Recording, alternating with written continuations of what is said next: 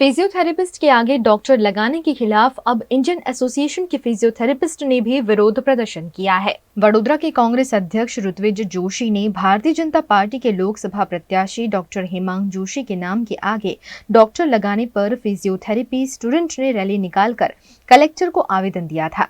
इस मामले अब इंडियन एसोसिएशन ऑफ फिजियोथेरेपिस्ट द्वारा भी विरोध प्रदर्शन किया गया है।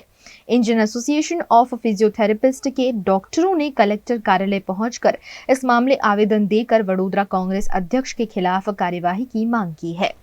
आज अमे बीजी वखत कलेक्टर जिला कलेक्टर वडोदरा शहर आव्या छीए ऑफिस पर અને 2 દિવસ પહેલા અમે એક આવેદન આપેલું હતું અને એના ભાગરૂપે અમને હજી કોઈ પ્રતિક્રિયા મળી નથી।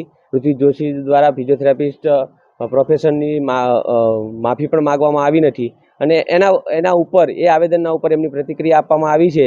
એ પ્રતિક્રિયાના ભાગરૂપે આજે Indian association of physiotherapist Indian association ફિઝિયોથેરાપિસ્ટના પ્રેસિડેન્ટ દ્વારા પણ એક વિડીયો જાહેર કરવામાં આવ્યો છે અને અમે આજે એ ઇન્ડિયન એસોસિએશન ફિઝિયોથેરાપિસ્ટના બધા જ ફિઝિયોથેરાપિસ્ટો આજે કલેક્ટરશ્રીને આવેદન આપવા આવ્યા છીએ અને અમારી એક જ માંગ છે કે જ્યાં સુધી ઋત્વિજ જોશી પ્રોફેશનની માગણી માફી નહીં માગે ત્યાં સુધી આનો વિરોધ સખત થશે।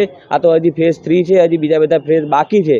આ આંદોલનને અમે નેશનલ વ્યાપી બનાવશું અને એની જ આજે માંગણી માટે અમે એપ્લિકેશન આપવા કલેક્ટર કચેરી આવ્યા છીએ।